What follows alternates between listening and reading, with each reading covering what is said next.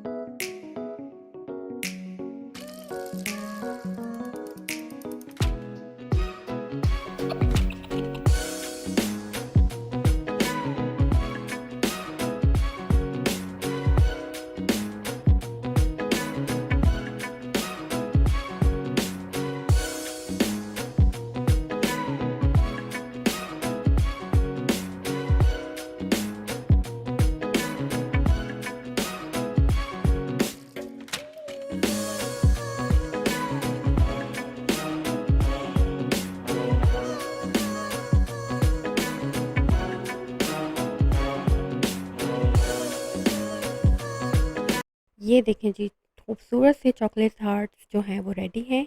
आप लोग भी ज़रूर ट्राई कीजिएगा और दुआओं में याद रखिएगा, अपना बहुत सा ख्याल रखिएगा। मेरे चैनल का भी अल्लाह हाफ़िज़।